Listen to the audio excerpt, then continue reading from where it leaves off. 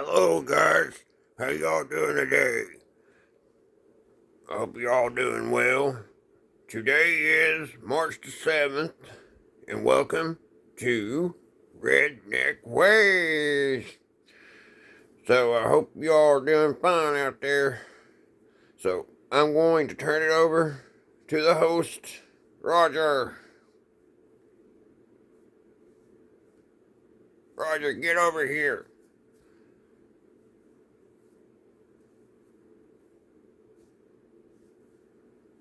I don't know where he is. Today, the weather was fine here in Kentucky. Roger, I don't know what to say. Come on. Well, you done, Frank. Bye, guys. Hello, guys. How y'all doing today? This is another great video coming from Redneck Ways. Hope y'all been having a great day today. I was on the phone talking to my friend. We was talking about these Coke bottles. Didn't mean for them to be out. I've been trying to shoot this video a couple times. Maybe we'll get through it this time. Alrighty. Guys, this is going to be part 2 on this, oh gosh, what was it? This transistor radio, Westinghouse 19 or 15 transistor radio. I got her working.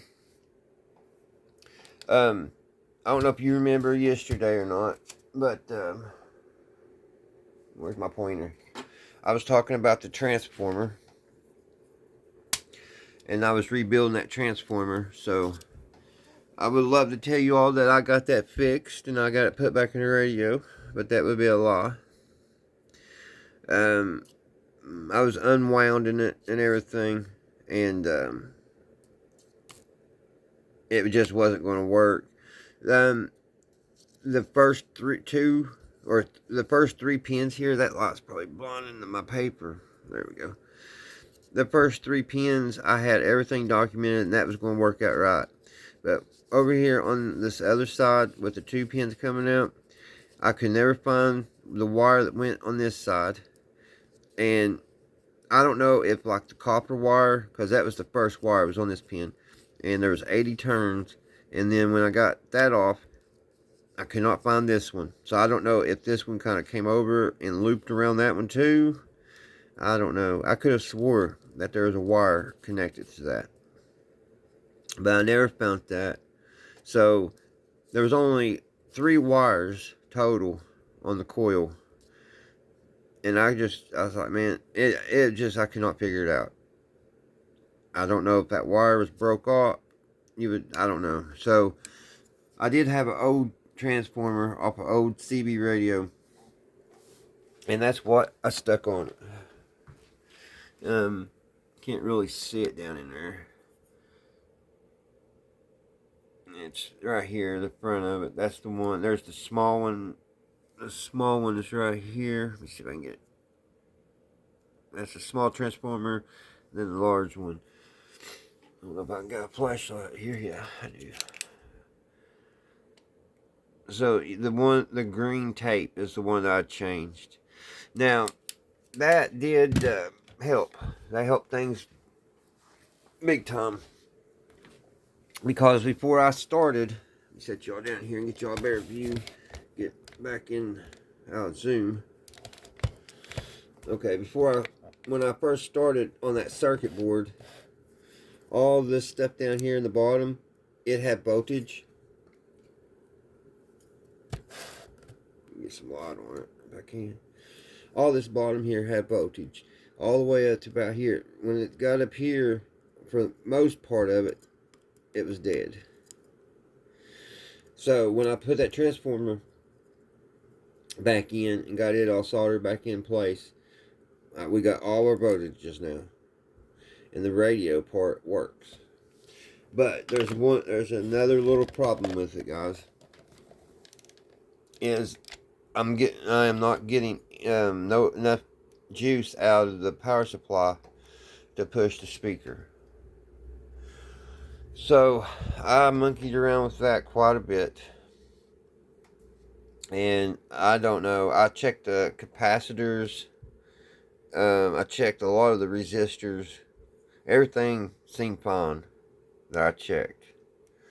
So I got thinking, instead of trying to figure it out and probably giving myself a migraine, what I could do is just order a small amplifier and hook it to it, because this pin here coming out, that's what the radio signal is coming out to the speaker. So that's what I'm going to do. I'm just going to order a real small amp, because there's plenty of room inside this, and I'm just going to put a small amp in there. I don't know if it'd be too much juice for the 6-volt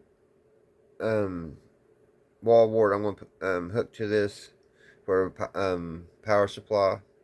So it may need its own supply. I may have to put an extra supply cord on it, power supply. So I'll come to that when I come to that. I think this amp here is running on 12 volts. I'm not for sure. I have to look at the wall wart, but that's what I've got it hooked to. Now this, so turn it on here. So let's see if we can get it playing here pretty good. But as you see, it works. With all these alligator clips and everything, this ground here has been giving me problems. It keeps popping off. So I got everything kind of sitting weird, but it'll sound a lot better once I get everything back bolted up and fastened back into its case. But yeah, let's see if we'll go through it and see if we get any more stations.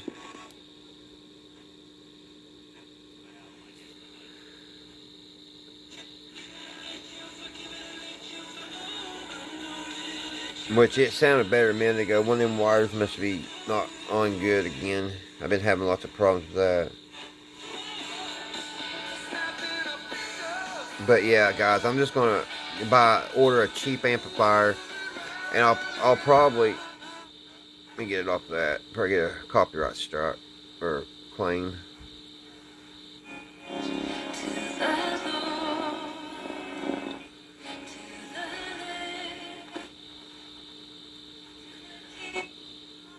Can't find no news.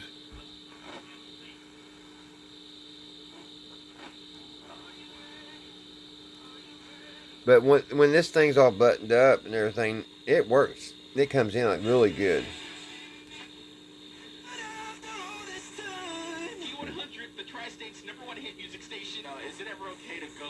So that's FM. You think so? Tell me why. Oh God. Sorry guys. Sorry about that.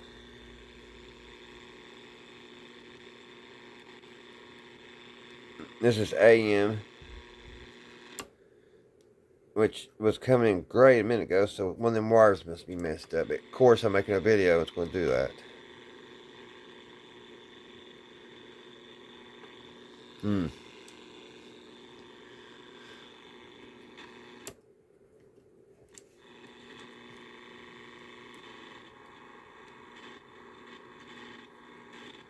Ain't that way it always goes? This antenna must be touching something.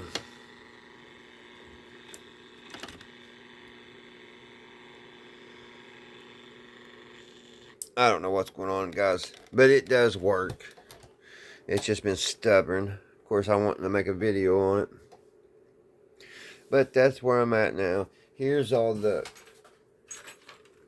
other transformer. Like I said, I didn't even try to put it back together. I wrote all the wire back up on this.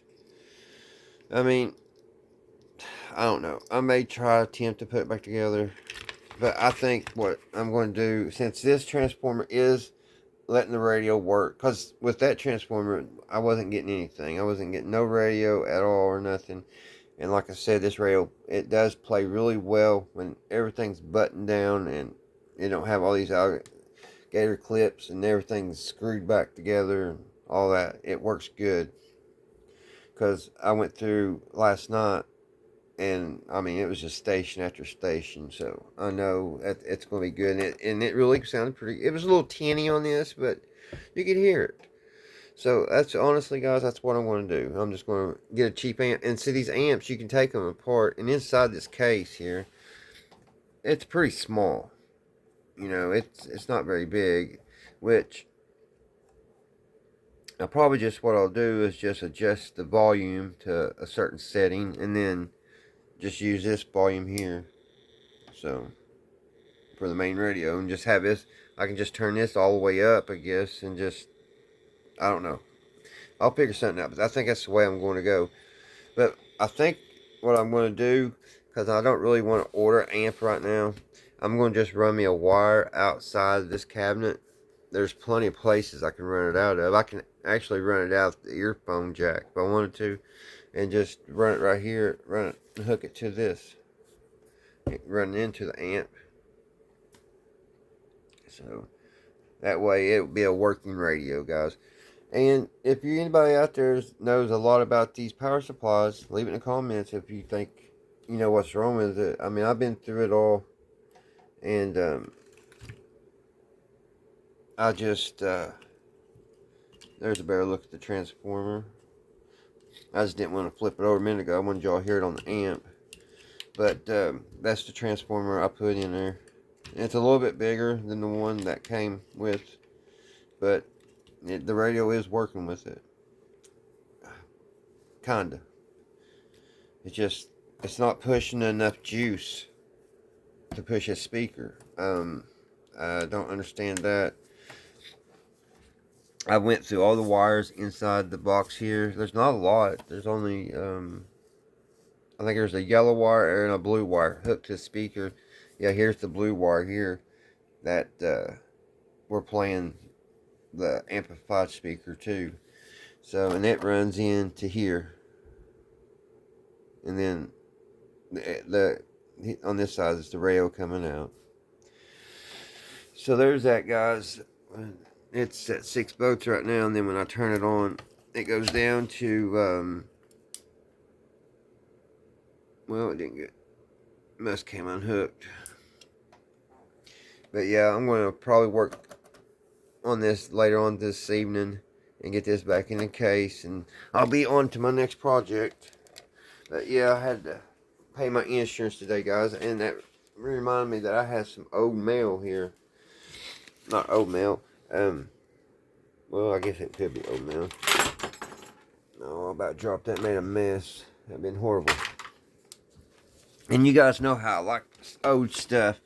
I just want to show this. This is from an old insurance company, guys. I think it was 1954 or 58.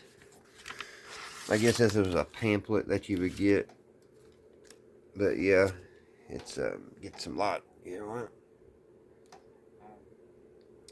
It's still got its original little paper clip there. Old car. But yeah, January of,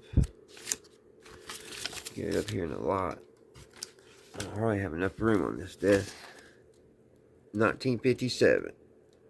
And it's just telling the guy, here's some very good news for you. And you have it now. Huh. New family automobile policy. There's a little bit more. I like the old car. And then flip her over, and it just something about liability. This is what insurance company is? Hager Insurance Company. It don't exist no more. I've never heard of it. And then got this part here.